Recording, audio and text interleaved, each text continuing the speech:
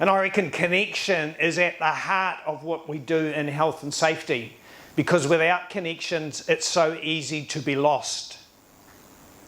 And I was introduced as an author for kids and for teens. What gives me the right? Why am I standing here in front of you today talking about connection? Back in 2007, I was at the YMCA in Gisborne, and I had 160 kilos on a bench press. I lifted it off the rack, I lowered it 2 centimetres and I held it. 1,000, 1,000.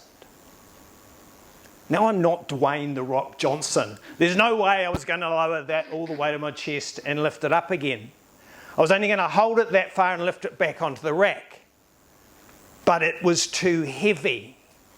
When I tried to push it up, it started coming down towards my throat. And I fought it.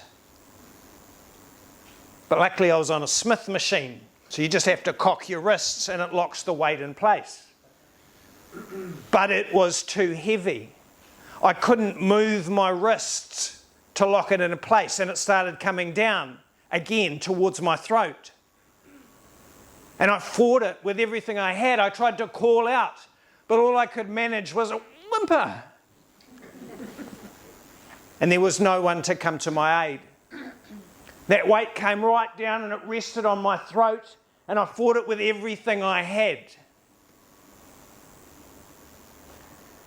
Now, I grew up out the back of Taranaki in a little place called Mangamingi, and our family was a little bit different than the other families. We were quite religious.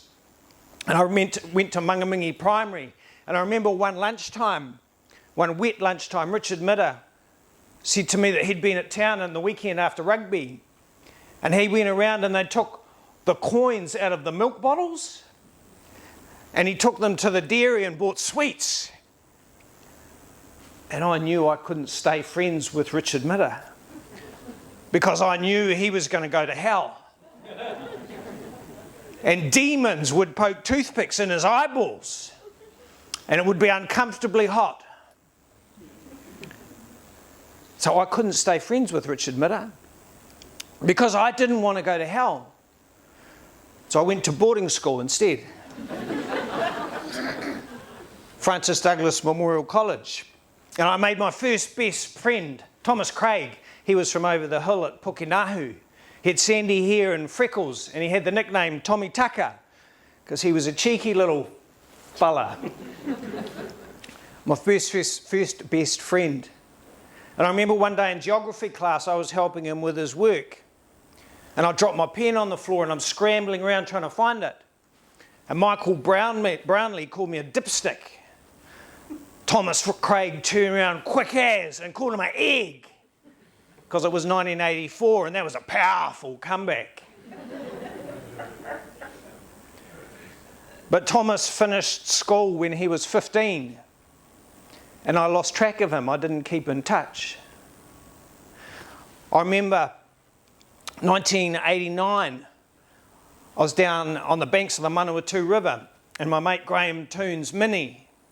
It was my first year at university and he'd come down from New Plymouth to see me. And he said, I don't know why I bother. You never call.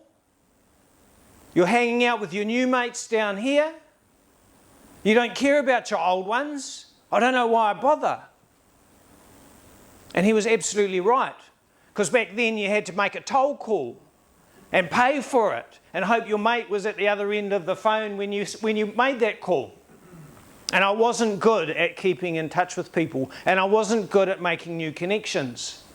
I married a school principal and we travelled around the North Island. Every few years we'd be shifting schools. I wasn't good at maintaining friendships and making connections.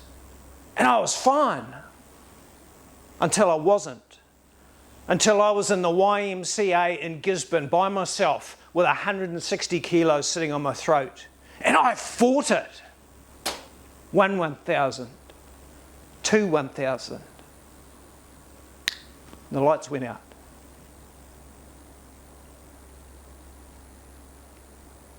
And the gym manager heard a clang. He was in his office. He came out to see my body convulsing underneath those weights.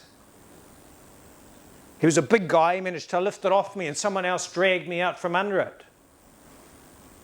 And I felt like I was dragged back from the hair, by the hair, and I came to on the cold concrete of the YMCA.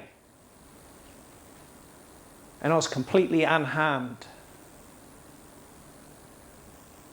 So I waited about 5 minutes, because it was 1987 in Gisborne, and it was 2007, and health and safety wasn't such a big thing back then. And I went home, I found my wife, and I gave her a big hug, and I told her how lucky she was to have me. But I made an effort after that to make connections and to maintain contact with the ones I have. Because for all of us, one day a weight is going to be put upon us, or we're going to take on too much, and we can't survive that by ourselves. We need those connections.